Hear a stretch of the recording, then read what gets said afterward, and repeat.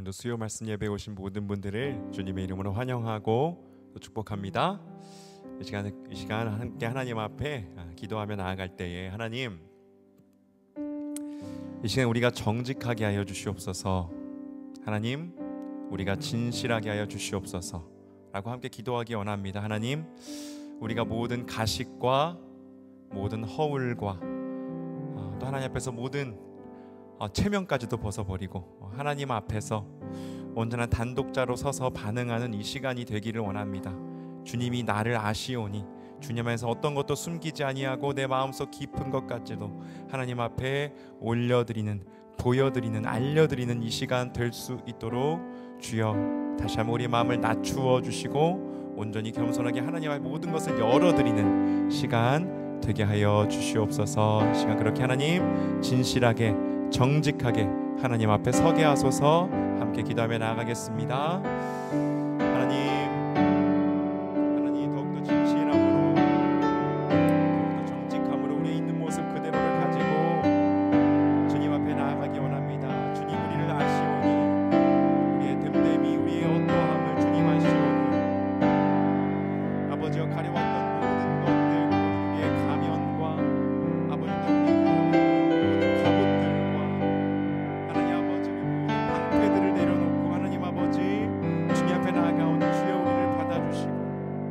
아버지의 모든 생각과 우리의 모든 말과 아버지의 모든 불쌍히 주님께 드려질 수 있도록, 올려줄 수 있도록 아버지 주님께서 기뻐하시는 우리의 생이 될 수 있도록 주여 은혜 부어 주시옵소서.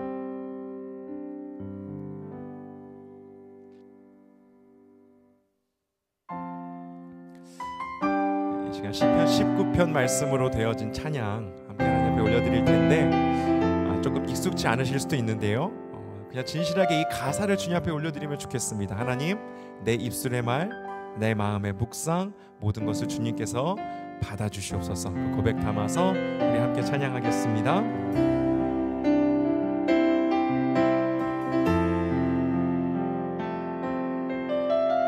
내 입술의 말과 나의 마음의 묵상이 주께 연합되길 원하네. 내 입술의 말과 나의 마음의 묵상이 주께 연합되길 원하네. 내 입술의 말과 나의 마음의 묵상이 주께 연합되길 원하네. 내 입술의 말과 나의 마음의 묵상이 주께 연합되길 원하네. 내 반석 나의 구원자, 나의 노래할 이유, 주님 눈에 축복되길 원하네. 모든 순간마다 주의 종 되길 원해. 주님 눈에 축복되길 원하네.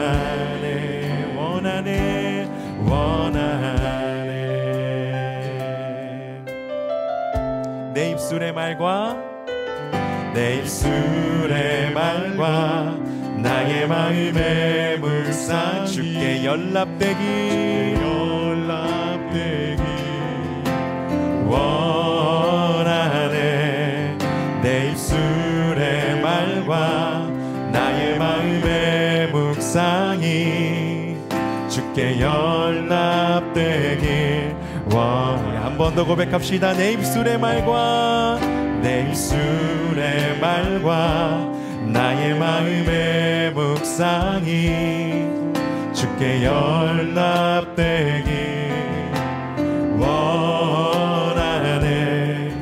내 입술의 말과 나의 마음의 묵상이 주께 연합되길 원하네. 내 반석 나의 구원자, 나의 노래할 이유 주님 눈에 축복되길 원하네. 모든 순간순간마다 주의 종 되길 원해. 주님 눈에 축복되길 원하네. 내 반성 나의 구원자 나의 노래할 이유 주님 눈에 축복되길 원하네. 모든 순간순간마다 주의 종 되길 원해. 주님 눈에 축복되길 원하네. 한 번 더 고백합시다. 내 반성 나의 구원자 나의 노래할 이유 주님 눈에 축복되길 원하. 모든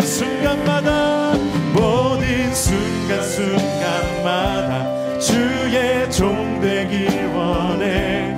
주님 눈에 축복되길 원하네. 내 반성 나의 구원자 내 반성 나의 구원자 나의 노래할 이유 주님 눈에 축복되길 원하네. 모든 순간순간마다 주의 종 되길 원해. 주님 눈에 축복되길 원하네.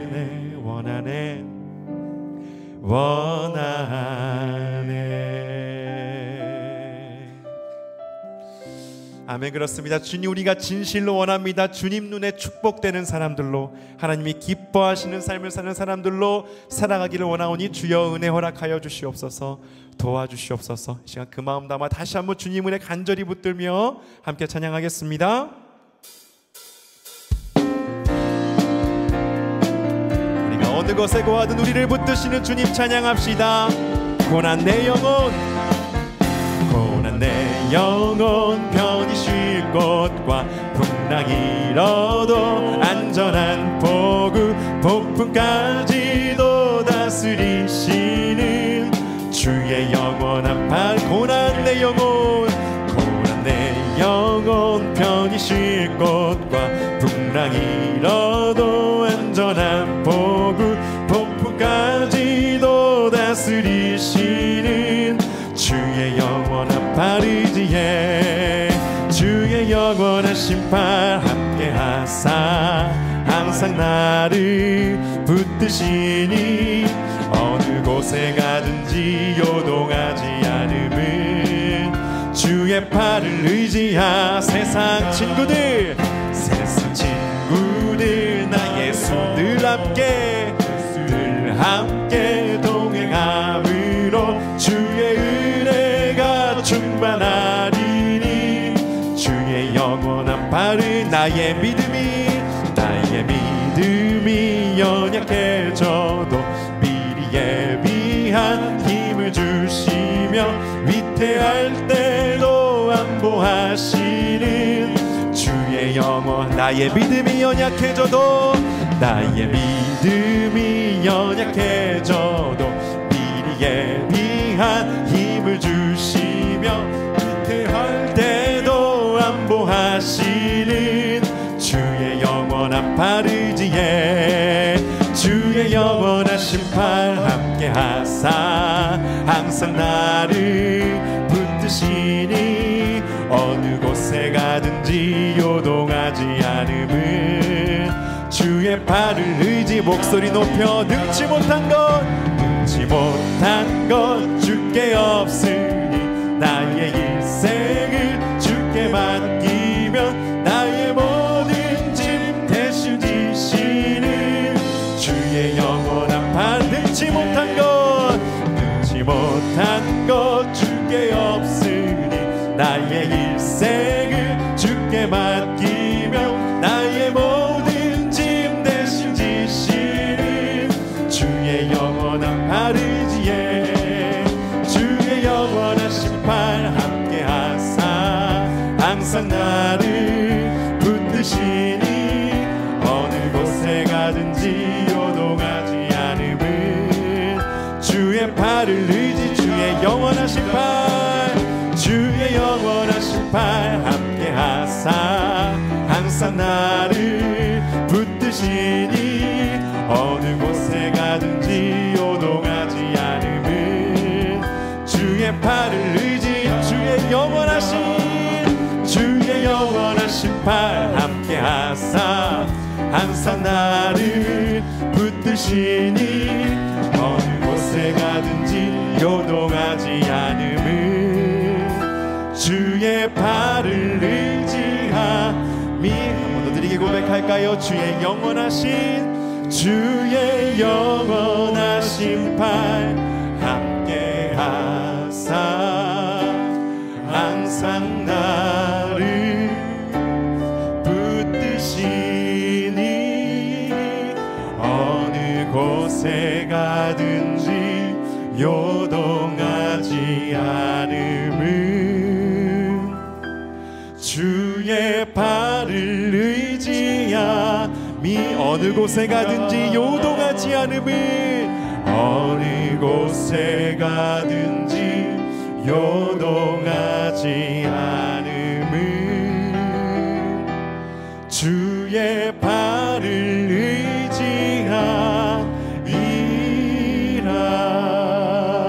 의지함이라. 아멘. 우리가 주님을 의지함으로 어느 곳에 있든 무엇을 하든 요동하지 않을 것입니다. 주님 우리의 산성이시기에, 주님 우리의 도움이시기에, 주님이 우리의 방패이시기에 우리의 삶이 그렇게 든든하게 세워질 줄 믿습니다. 시간 그 고백을 담아서 함께 고백하실까요? 이 세상을 살아가는 동안에 나의 힘을 의지할 수 없으니 기도하고 낙심하지 말 것은 주께서 참 소망이 되심이라. 이 세상을 살아가는 동안에 이 세상을 살아가는 동안에 나의 힘을 의지할 수 없으니 기도하고 낙심하지 말 것은 주께서 참 소망이 되심이라. 하나님의 꿈이 나의 비전이 되고 예수님의 성품이 나의 인격이 되고 성령님의 권능이 나의 능력이 되길 원하고 바라고 기도합니다. 한 번 더 고백합시다. 이 세상을 살아가는 동안에 이 세상을 살아가는 동안에 나의 힘을 의지할 수 없으니 기도하고 낙심하지 말 것은 주께서 참 소망이 되심이. 하나님의 꿈이 나의 비전이 되고 예수님의 성품이 나의 인격이 되고 성령님의 권능이 나의 능력이 되길 원하고 바라고 기도합니다. 주의 길을 걸어가는 동안에 주의 길을 걸어가는 동안에 세상의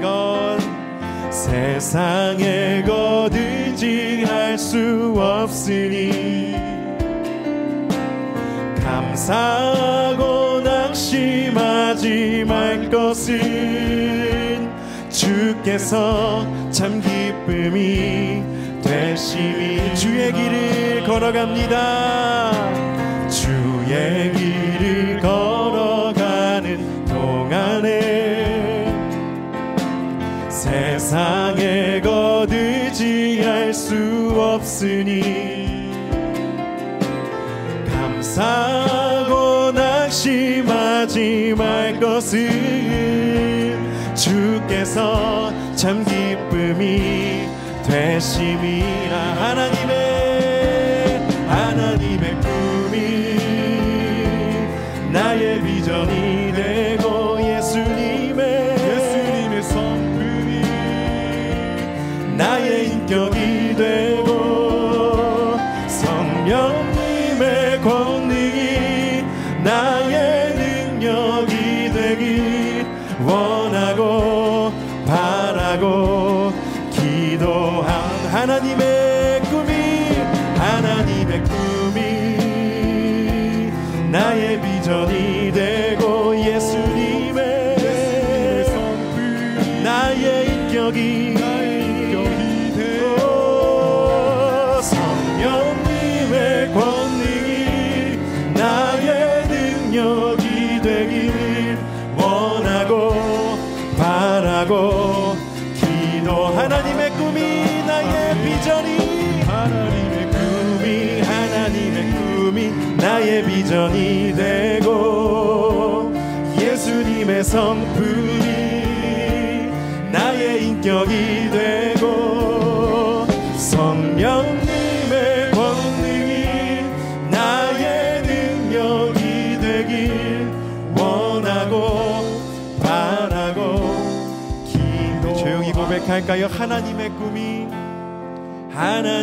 꿈이 나의 비전이 되고 예수님의 성품이 나의 인격이 되고 성령님의 권능이 나의 능력이 되길 원하고 바라고. 우리 한 번 더 우리 두 손 들고 고백합시다. 하나님의 꿈이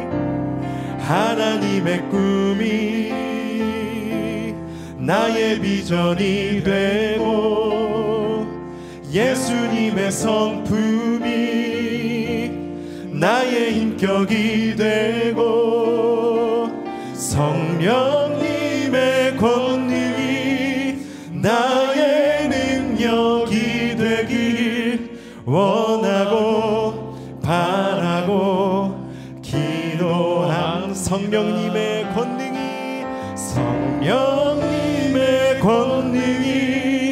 나의 능력이 되길 원하고 바라고 기도합니다. 이 시간 함께 기도하실 때 주님, 말씀 가운데 기도 가운데 주여 우리가 주님을 닮아가게 하여 주시옵소서. 하나님 뜻을 알게 하여 주시옵소서. 더욱더 정직하게 겸손하게 모든 헛된 우리의 뜻을 내려놓고 우리의 모든 우상들을 내려놓고 진실되게 참되신 하나님만을 섬기며 우리 주님만을 우리의 진정한 왕으로 주인으로 고백하며 나아가는 이 시간 되도록, 그리하여 우리의 삶이 더욱더 주님을 닮아가고 더욱더 향기로워지는 우리의 삶이 될 수 있도록 주여 은혜 부어주시옵소서. 이 시간 그렇게 함께 하나님 앞에 기도하며 주님의 이름 부르며 나가시겠습니다. 함께 기도합니다. 주님,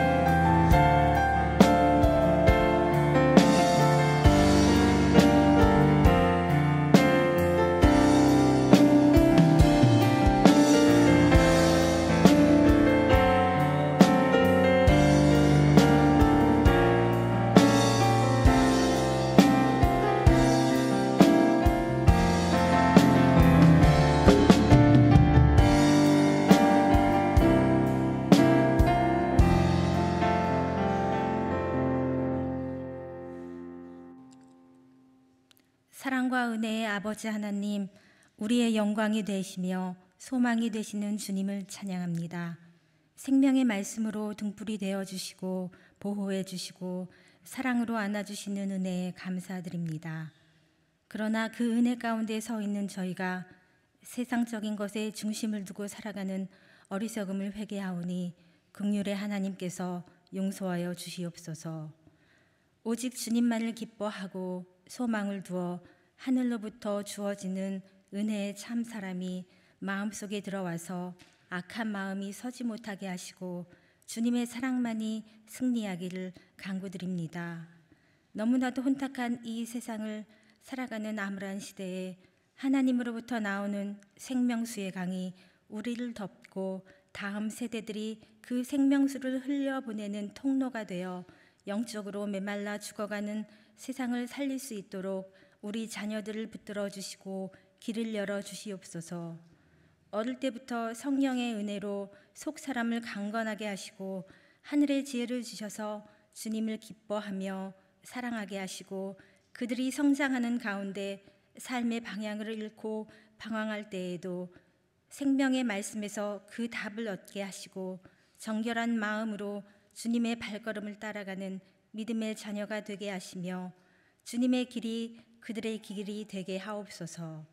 주님의 교회인 참된 교회를 향하신 계획을 잘 감당할 수 있는 믿음을 주시고 복의 복을 더하여 지경을 넓혀 주시옵소서.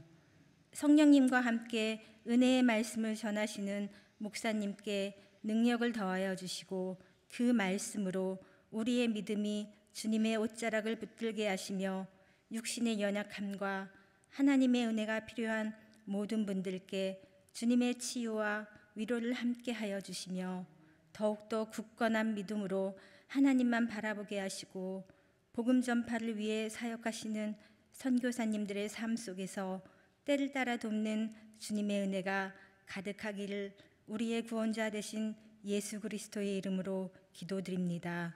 아멘.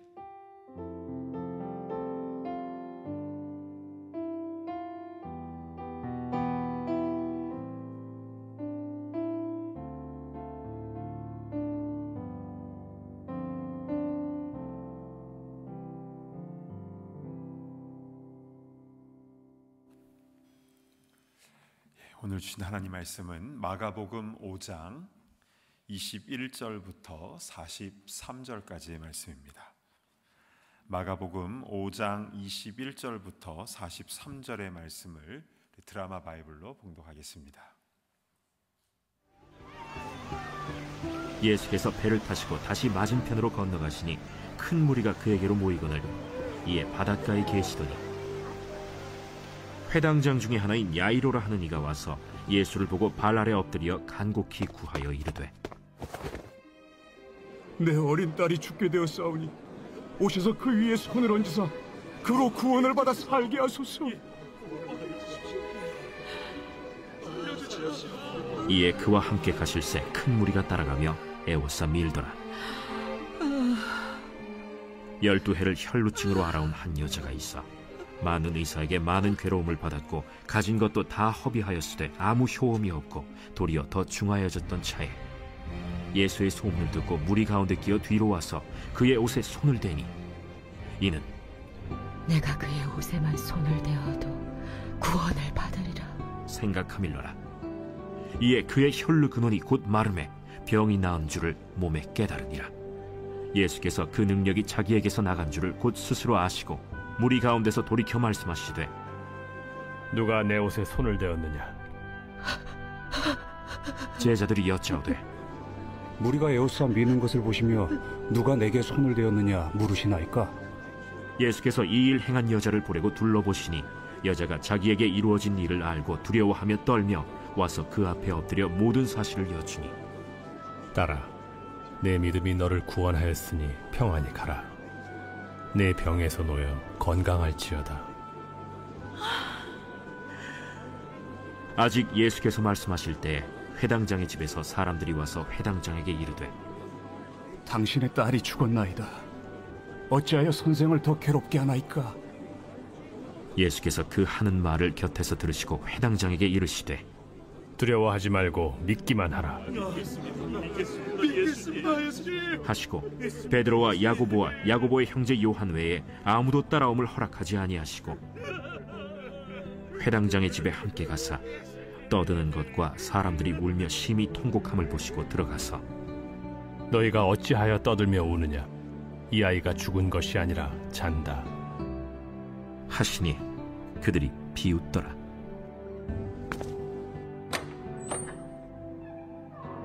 예수께서 그들을 다 내보내신 후에 아이의 부모와 또 자기와 함께한 자들을 데리시고 아이 있는 곳에 들어가사 그 아이의 손을 잡고 달리다고 번역하면 곧 내가 네게 말하노니 소녀야 일어나라. 소녀가 곧 일어나서 걸으니 나이가 12살이라. 사람들이 곧 크게 놀라거늘 예수께서 이 일을 아무도 알지 못하게 하라고 그들을 많이 경계하시고 이에 소녀에게 먹을 것을 주라 하시니라. 아멘. 오늘 마가복음 5장 두 번째 시간인데요. 오늘 주시는 생명의 말씀이 우리 10년 가운데에 열매 맺고 또 우리의 힘이 되기를 간절히 바랍니다. 아멘. 자, 오늘 본문인 마가복음 5장 21절 전반부를 한번 보실까요? 예수께서 배를 타시고 다시 맞은편으로 건너가시니, 다시 맞은편으로 건너가셨다라고 기록이 되어 있습니다. 그러니까 거라사 지방에서 다시 예수님의 본동네인 가버나움으로 배 타고 복귀하신 것인데요. 우리는 마가복음 4장과 5장에 나오는 이 지리적 배경을 좀 잘 살펴볼 필요가 있는데요. 우리 지도를 보시면서 설명을 드리겠습니다. 마가복음 4장에는 예수님께서 씨 뿌리는 비유, 등불 비유, 겨자씨 비유, 이런 천국 비유의 말씀을 전하셨는데요. 어디서 하신 겁니까? 가버나움입니다. 실제로 가버나움에는 돌짝밭, 가시덤불, 길가옥도 다 있습니다. 겨자꽃도 있고. 이렇게 말씀하시고 나서 그날 밤에 제자들과 함께 배를 타고 이동하셨는데요. 거라사로 가셨죠. 근데 가는 도중에 풍랑을 만나서 배가 전복될 위기에 놓였지만 예수님께서 바람을 꾸짖으시며 잠잠케 하여 주셨죠. 그리고 도착한 곳이 바로 이제 거라사였습니다. 거기서 누구를 만납니까? 군대 귀신 들린 자를 만나서 그를 고쳐 주셨고, 그리고 다시 배를 타고 가버나움으로 돌아온 것입니다. 그러니까 여러분, 예수님께서 가버나움에서 밤새 배를 타고 거라사까지 갔다 다시 오신 이유는 분명하죠. 한 생명 살리기 위해서입니다. 그런데 그 한 사람 안에는 엄청난 군대 귀신이 들어가 있었는데요. 그들이 예수님의 명령에 따라 어디로 쫓겨갑니까? 돼지떼에게로 들어가서 그 돼지들이 물에 몰사하는 일이 발생했죠. 왜 예수님께서는 그렇게 하셨습니까? 여기는 세 가지 이유로 정리가 될 수 있습니다. 첫 번째, 한 영혼이 그렇게 귀한 것이다. 이게 첫 번째입니다. 두 번째는 당시 거라사의 돼지들은 이 대가볼리 지역의 우상에게 바쳐지는 더러운 제물들이었습니다. 그래서 귀신이 그리로 들어갔다는 것은 자기가 있어야 될 곳으로 다시 돌아간다라는 사실을 보여주는 것입니다. 이게 두 번째. 근데 세 번째는 결국 다 물속에 몰살되었는데 이런 것처럼 앞으로 사단 마귀는 다 멸망하게 될 것이라는 것을 나타내는 중요한 예표로 보여주신 것입니다. 그러니까 주님께서 하시는 일에는 다 의미가 있는 것이죠. 이렇게 예수님께서는 거라사에서 사역을 마치시고 다시 본동네 가버나움으로 돌아오셨는데요. 오시자마자 어떤 일이 벌어집니까? 우리 5장 21절 다시 보실까요? 예수께서 배를 타시고 다시 맞은편으로 건너가시니 큰 무리가 그에게로 모이거늘 이에 바닷가에 계시더니, 예수님께서 가버나움에 도착하시자마자 큰 무리가 예수님을 보기 위해서 갈릴리로 다 모여든 것입니다.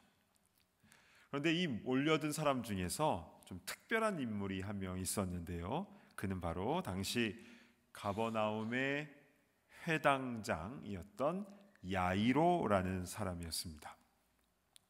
우리가 살고 있는 이 미국에는 유대인들이 참 많이 살고 있죠. 미국에만 700만 명의 유대인이 살고 있는데요, 거의 이스라엘 본토에 살고 있는 인구수와 거의 비슷합니다.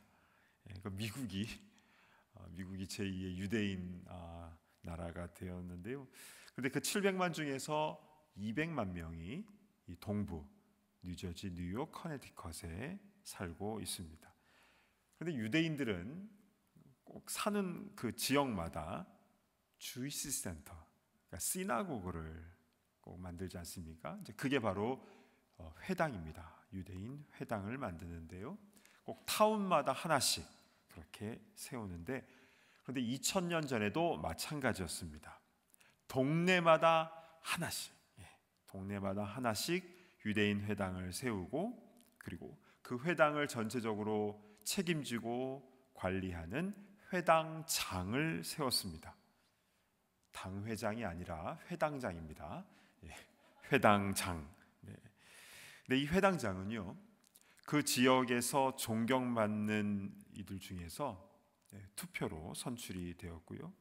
그래서 그 회당에서 드려지는 예배와 교육과 기도를 주관하고, 또 마을에 율법을 어기는 사람이 있을 때에는 권징하는, 그래서 잘못된 것을 지적하고 알려주고 또 혼내는 일까지도 담당을 했었습니다. 그러니까 그 지역에 굉장한 어른이죠. 그런데 그 야이로가 회당장으로 있었던 그 가버나움 회당이 발견되었습니다. 사진 한번 보실까요? 자, 여기가 가버나움입니다. 항공사진으로 찍은 것인데요, 갈릴리 호숫가에 있는 마을이죠.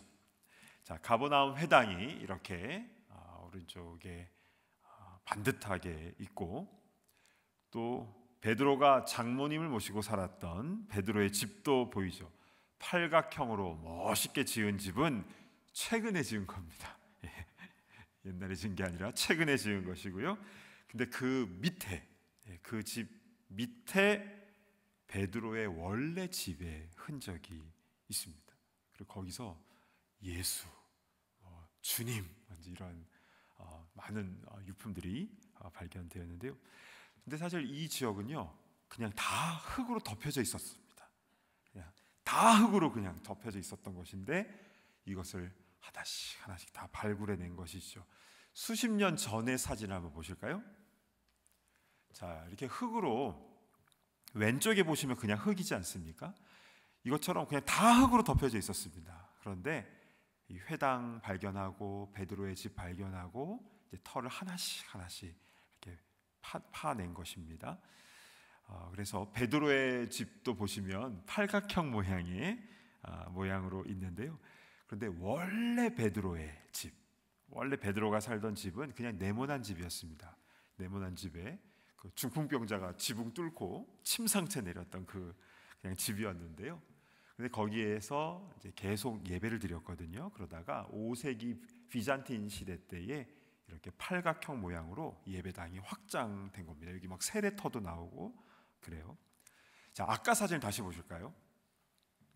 자, 이 가버나움 회당은요, 색깔이 이제 하얀색으로 이렇게 되어 있잖아요. 다른 지역은 다 검은색, 현무암으로 되어 있는데 회당은 하얀색으로 되어 있습니다. 그런데요, 이 가버나움 회당도 이 하얀색으로 된 것 밑에는 검은색으로 현무암으로 1세기 예수님 시대 때의 회당은 현무암으로 지었습니다. 왜냐하면 여기가 다 현무암 지대거든요. 왜냐하면 밑에서 용암이 오래전에 올라와서 다 현무암이 이곳에 굉장히 많기 때문에 그 돌을 가지고 검은색으로 지었다가 주후 4세기, 5세기 비잔틴 시대 때에 흰 돌을, 이 석회암을 멀리서 가져와서 이렇게 또 멋있게 증축을 해서 세운 겁니다. 근데 위치는요, 1세기 때나 4, 5세기 때나 저 자리가 가버나움의 회당 자리가 정확합니다. 그러니까 야이로가 저 회당에서 일을 하다가 예수님께서 거라사로 배 타고 다시 오셨다라는 소문이 나자 저 호숫가에 수많은 사람들이 몰려들었을 때, 그때 회당장 야이로도 예수님 보기 위해 달려갔던 겁니다. 여러분, 이 존경받던 가버나움의 어른 회당장 야이로가 갈릴리 호숫가에 배 타고 오신 그 예수님께 나와 어떻게 했는가? 22절에 나와 있습니다. 보실까요?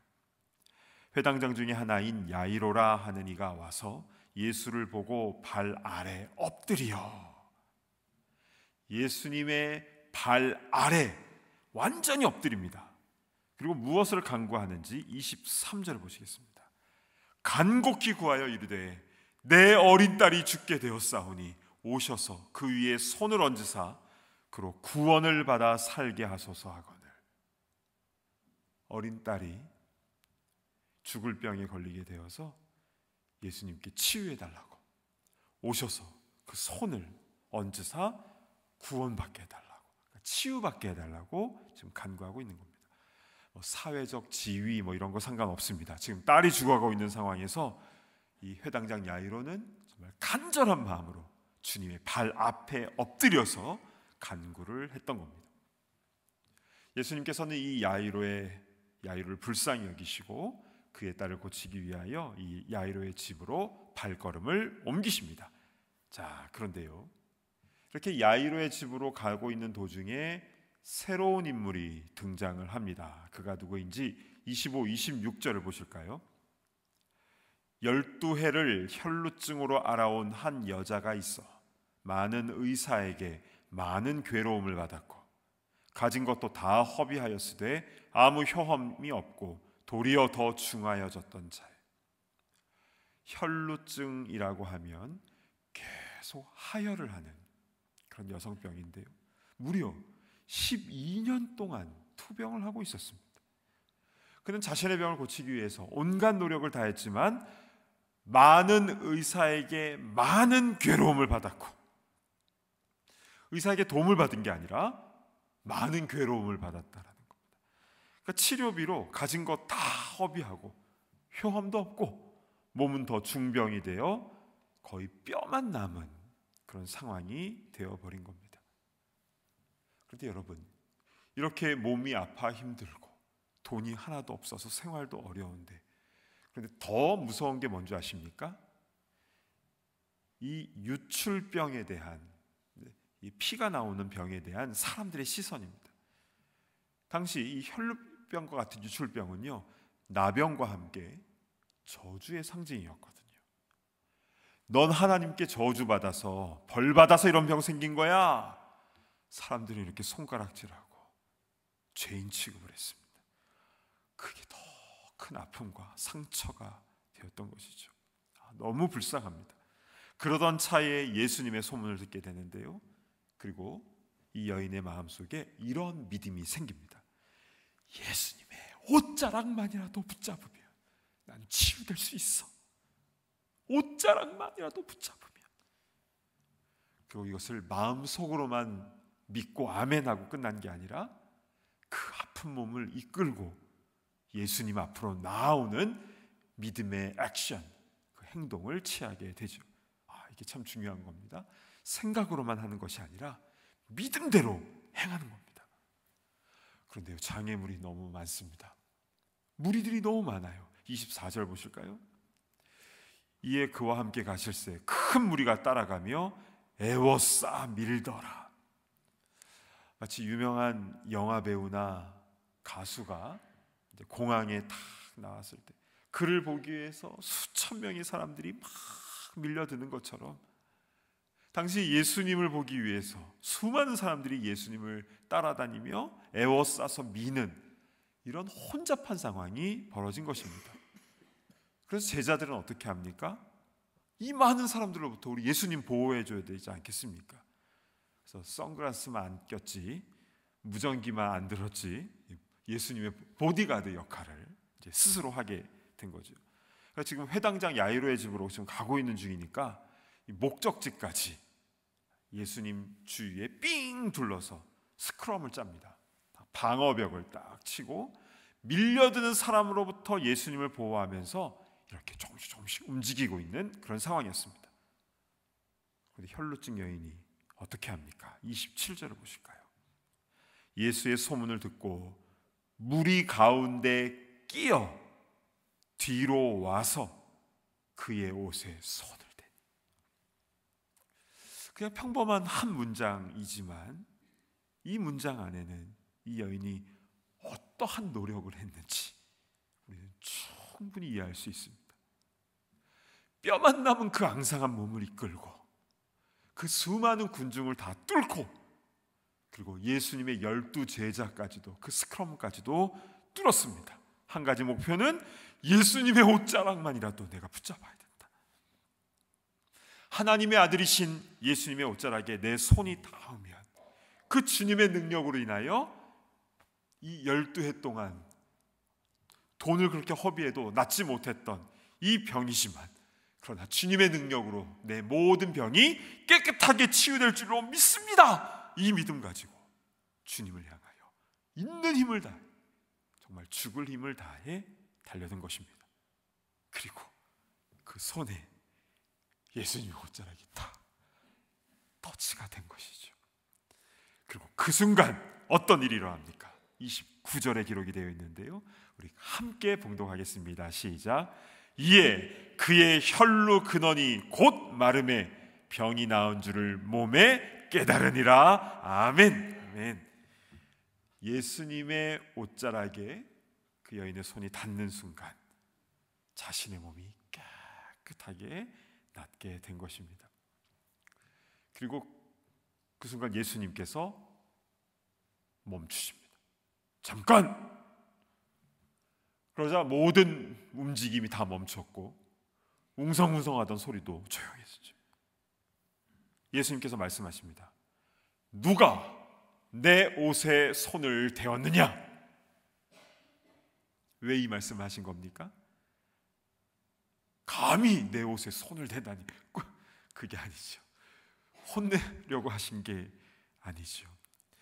그렇죠. 예수님은요, 주님은 간구하는 자에게 후히 주시고 꾸짖지 않는 분이십니다. 예수님은요, 이미 여인이 믿음으로 이 모든 일을 했다는 걸 다 알고 계셨고 또 그 여인을 칭찬해 주시기 위하여 이렇게 물으셨습니다. 그런데 예수님의 속마음을 모르는 제자들은 예수님의 이 말씀에 당황하죠. 그러면서 하는 말이, 아니 사람들이 이렇게 애워싸서 몰려들고 있는데 누가 예수님 만졌는지 우리가 어떻게 합니까? 이러고 있는 상황에서 그 치유함 받은 여인이 주님 발 앞에 엎드립니다. 제가 그랬습니다 하면서 발발발발발발 두려워하면서 떨지요. 마치 예수님의 주머니 속에 있는 어떤 소중한 능력을 소매치기 하다가 걸린 것처럼 그냥 발발발발 떨면서 그냥 주님 발 앞에 엎드려 있습니다. 그때 우리 주님의 부드러운 음성이 들리죠. 34절 말씀입니다. 예수께서 이르시되 딸아, 네 믿음이 너를 구원하였으니 평안히 가라. 내 병에서 놓여 건강할지어다. 할렐루야. 아멘. 옷자락이라도 잡고자 하는 그 믿음, 그 믿음이 이러한 역사를 나타내게 됐음을 예수님께서는 크게 칭찬해 주시면서 평안히 가라. 내 병에서 놓여 건강할지어다 말씀해 주셨습니다. 우리 삶 가운데도 이런 믿음의 역사가 나타나기를 바랍니다. 아멘. 자, 이렇게 12해 동안 그렇게 고통받던 여인이 그 병에서 깨끗하게 치유함을 받았습니다. 자, 그런데 이때 허겁지겁 누가 달려옵니다. 그 사람은 회당장 야이로의 집에서 온 사람이었는데요, 그 사람이 야이로 앞에, 회당장 앞에 딱 오더니 당신의 딸이 죽었다고 비통한 심정으로 딸의 사망 소식을 알립니다. 야이로는 그 소식을 듣고 충격을 받죠. 어쩌면 이 혈루증 여인 때문에 지체만 안 됐어도, 예수님이 조금만 더 빨리 가셨어도 내 딸 살릴 수 있지 않았을까? 뭐 이런 생각도 들지 않았을까요? 또 사람들이 이렇게 몰려들어서 이렇게 천천히 움직이지 않았어도 여러 가지 많은 생각이 들면서 너무나 슬프고 고통스러웠을 것입니다. 그때 예수님께서 야이로에게 어떤 말씀을 하시는지 36절 보실까요? 예수께서 그 하는 말을 곁에서 들으시고 회당장에게 이르시되 두려워하지 말고 믿기만 하라 하시고, 딸의 사망 소식 앞에서 두려워하고 있는 이 야이로에게 예수님은 두려워하지 말고 믿기만 하라 말씀하셨습니다. 그러니까 두려움과 믿음은 반대라는 거죠. 믿음이 없으면 두려워하게 되고, 그러나 믿음이 있으면 두려움이 사라지게 된다는 거죠. 그래서 믿음을 가져라 말씀하시고 나서 베드로와 야고보와 요한 세 명의 제자들만 데리고 야이로와 함께 그의 집으로 신속하게 가십니다. 가니까 벌써 초상집 분위기가 다 되어 있습니다. 사람들이 떠들며 울며 통곡을 하고 있습니다. 예수님께서는 그들에게 말씀하시죠. 너희가 어찌하여 떠들며 우느냐? 이 아이가 죽은 것이 아니라 지금 자고 있다고 말씀하십니다. 그때 그 사람들의 반응이 어떠했는지 40절 초반을 보실까요? 그들이 비웃더라. 이미 다 끝났어요. 모든 게 다 끝났는데 뭘 잔다고 그래요? 하면서 예수님을 향하여 비웃고 있는 이런 상황이 되어버린 것입니다. 그런데 여러분, 예수님 앞에서는 끝은 없는 줄로 믿으시길 바랍니다. 주님께서 알파와 오메가가 되십니다. 주님께서 처음과 끝이 되시는 것이지, 우리가 주님 앞에서 이젠 난 끝이야, 이젠 우리는 끝이야 라고 절망해서는 안 되는 것입니다. 예수님이 시작과 끝이 되십니다. 예수님께서 그 집안에 다른 사람들 말고 오직 부모와 3명의 제자만 데리고 아이가 누워있는 그 방으로 들어가십니다.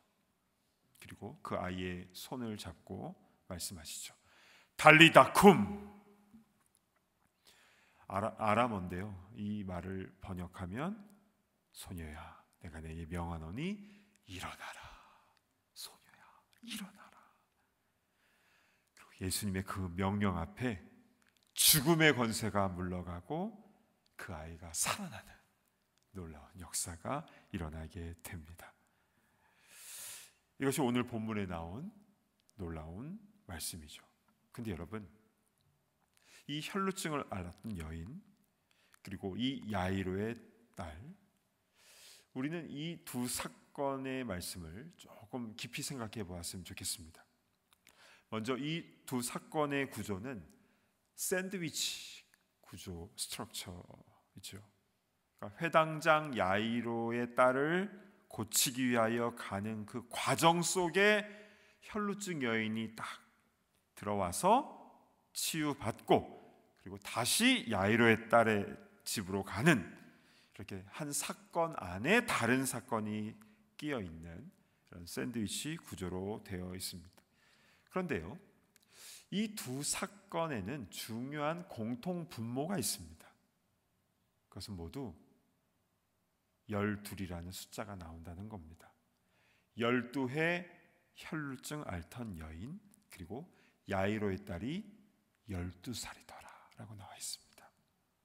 다시 말하면 회당장 야이로의 그 집에 응애 하고 딸이 태어나는, 생명이 태어나는 그 경사스러운 바로 그 해에 그 여인은 혈루증을, 그 저주의 병을 앓기 시작했다는 겁니다.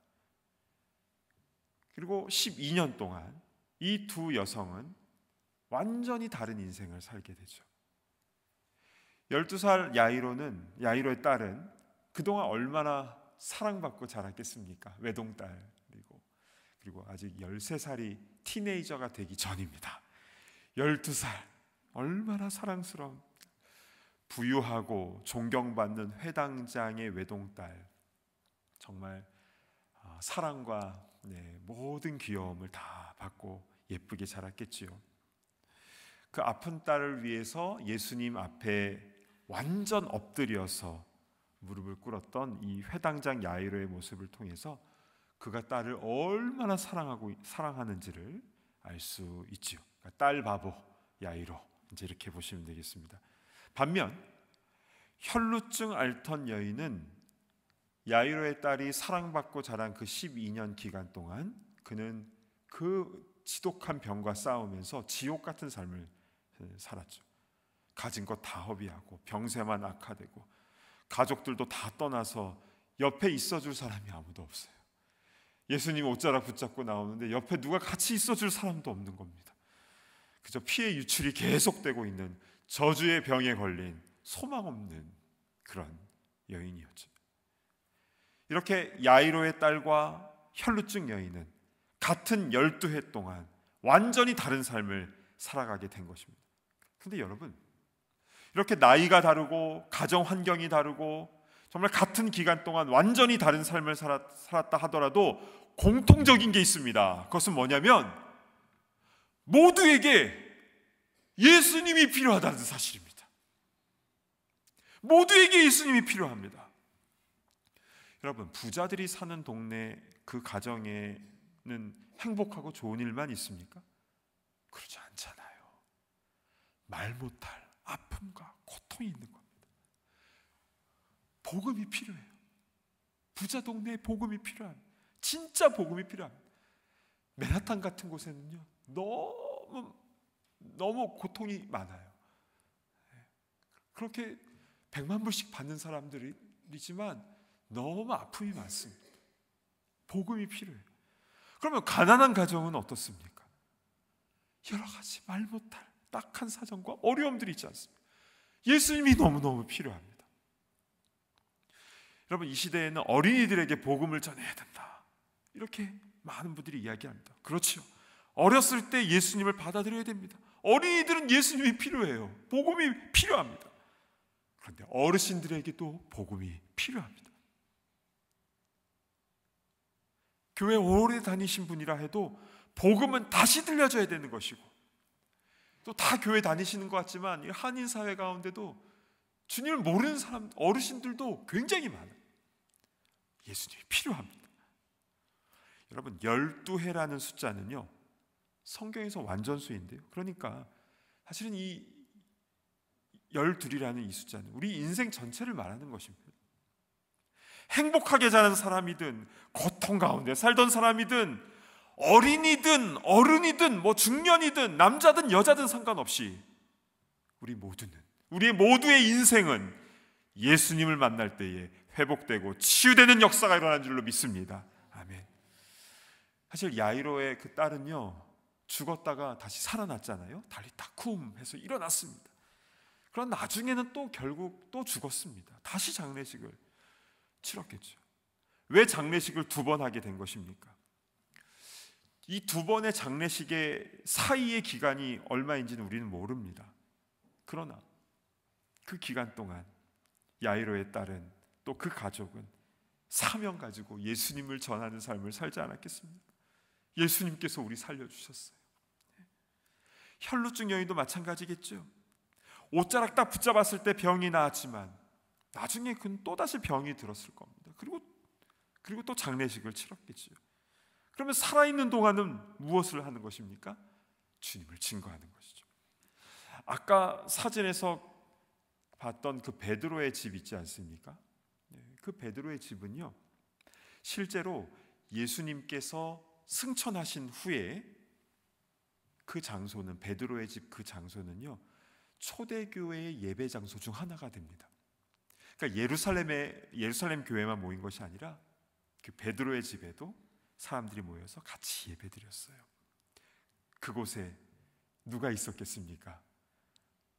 권사님, 혈루증 앓았던 그 권사님 있지 않았겠습니까? 야이로에 따른 훌륭한 청년 리더가 되어서 찬양 인도를 하지 않았겠습니까? 모르겠어요. 그런데 분명한 것은 분명히 그곳에서 주님을 예배하고 찬양하고 또 복음 증거하며 살지 않았겠습니까?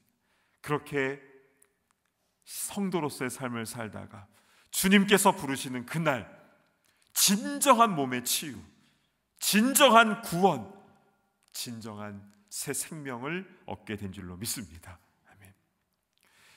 야이로의 딸도 또 이 혈루증 여인도 다 구원이라는 단어가 나왔어요. 구원이라는 단어가 나오는데 이 땅에서 몸이 낫는 것도 구원의 하나입니다. 그런데요, 진짜 구원은 무엇입니까? 영원히 사는 것이, 그것이 구원의 완성 아니겠습니까? 사랑하는 여러분, 두려움과 믿음은 정반대의 방향으로 완전 상반된 것입니다. 두려워하는 자는 믿음이 없는 것이고, 그러나 믿음이 있을 때 두려움은 사라지게 되는 것입니다. 주님께서 지금 여러분과 우리와 함께 계신 줄로 믿습니다. 주님과 함께 믿음을 가지고 담대하게 주의 일 잘 감당하다가 우리의 이름이 크게 호명되는 그날 온전한 치유를 경험하며 그냥 옷자락 잡는 이런 차원이 아니라 그 옷자락에 와락, 그 주님의 넓은 품에 와락 안기며 영원히 주님과 함께 살아가는 그런 구원받는 주의 백성들 다 되시기를 간절히 바랍니다. 아멘. 우리 주신 말씀 붙잡고 함께 기도하겠습니다.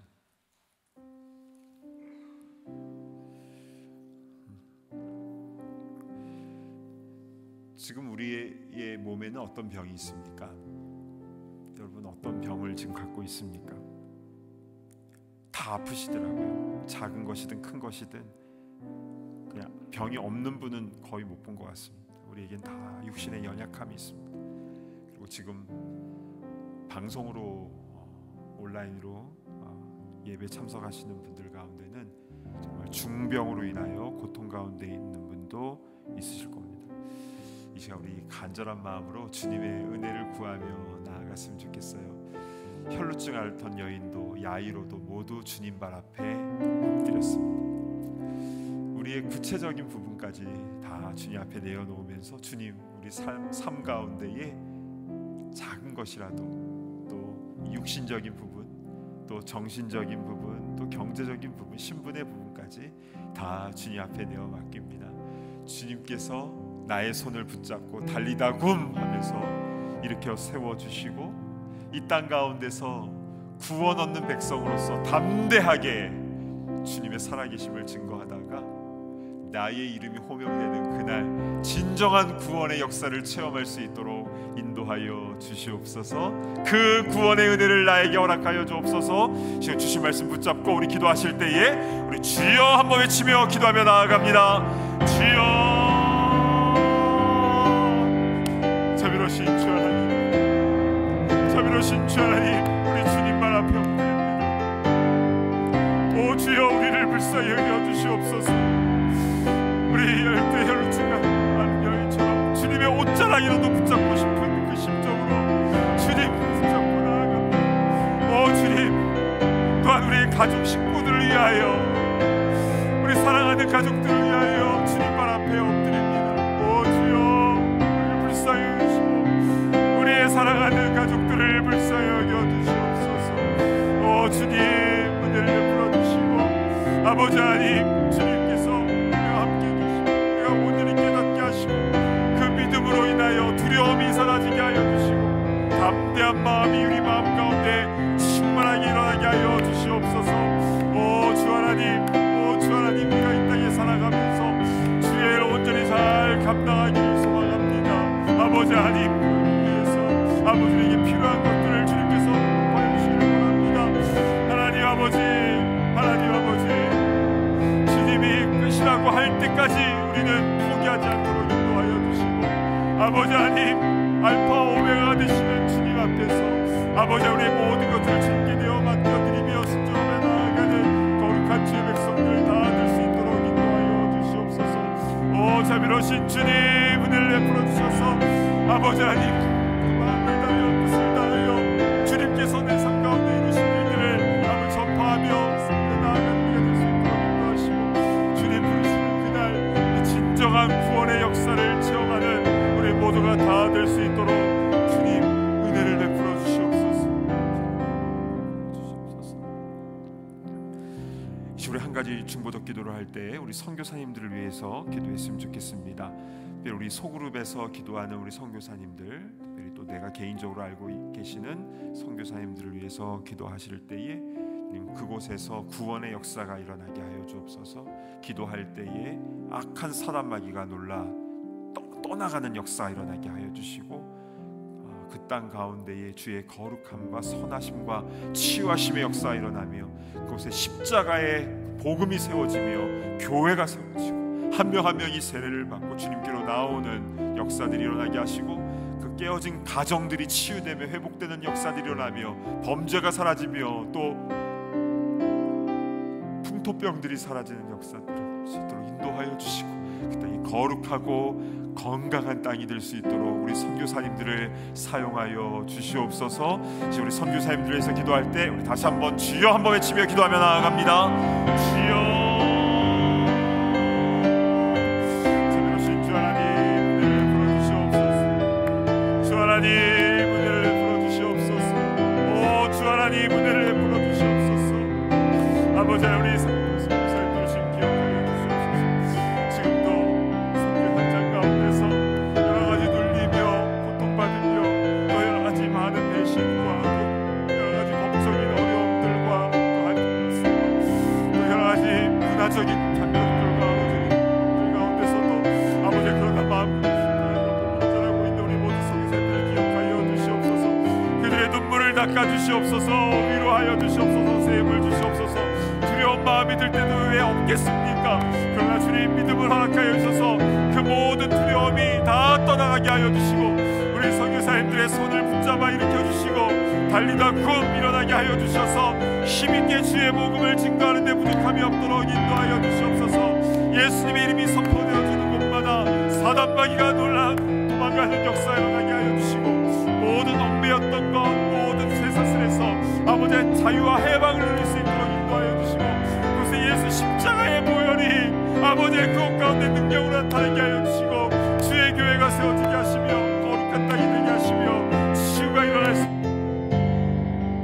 주님의 역사가 일어나게 하여 주시옵소서. 하나님 아버지, 참으로 감사를 드립니다. 오늘 마가복음 5장 하반부의 말씀을 통해서 예수님께서 가버나움에서 행하셨던 이 두 가지 치유 사건을 통해서 우리에게 믿음이란 무엇인지, 또 옷자락이도 붙잡는 것이 무엇인지, 또 예수님의 발 앞에 엎드리는 것이 왜 중요한지 분명하게 말씀하여 주시니 참으로 감사를 드립니다. 주님, 우리가 이 땅에 살아가면서 참 여러 가지 어려움들을 우리는 참 많이 겪는 것 같습니다. 그래서 주님 앞에 가난한 마음으로 엎드릴 수밖에 없고 주님의 은혜를 간절히 구할 수밖에 없습니다. 오 주여, 우리의 형편과 우리의 상황을 주님 다 아시오니 이 자리에 있는 우리 한 분 한 분, 또 한 가정, 주님 필요한 은혜와 치유와 회복의 은혜를 허락하여 주시옵소서. 모든 질병이 떠나가게 하여 주시고 모든 불신이 사라지게 하여 주시며 상처가 치유될 수 있도록 인도하여 주시며 주님을 향한 확실한 구원의 확신과 함께 복음을 증거하는 사명자의 삶을 살아가는 귀한 가정, 귀한 일꾼들 다 될 수 있도록 인도하여 주시옵소서. 주님, 무엇보다도 중요한 것은 우리의 병이 낫는 것보다 영원한 치유, 영원한 생명을 얻는 것 아니겠습니까? 주님, 우리의 이름이 호명될 때에 주님 앞에 서는 우리가 다 될 수 있도록 인도하시고 주님의 넓은 품에 안겨서 잘하였도다 착하고 충성된 종아, 우리 주님으로부터 크게 칭찬받으며 주님의 즐거움에 다 함께 참여하며 주님을 노래하는 천국 백성 다 되게 하여 주시옵소서. 감사합니다. 존귀하신 또 우리를 구원하신 예수 그리스도의 이름으로 간절히 기도드리옵나이다. 아멘. 이제는 우리 주 예수 그리스도의 그 크신 은혜와 아버지 하나님의 무한하신 사랑하심과 성령님의 감동, 감화, 교통하심의 역사가 주님 발 앞에 엎드리며 주님의 옷자락이라도 붙잡고자 하는 그 심령을 가지고 주님만을 의지하며 주님의 도우심만을 간절히 구하고자 하는 믿음의 일꾼들 머리 위에, 또한 우리의 사역과 또 우리 선교사님들의 모든 사역 위에 이제로부터 영원토록 함께 있을지어다. 아멘.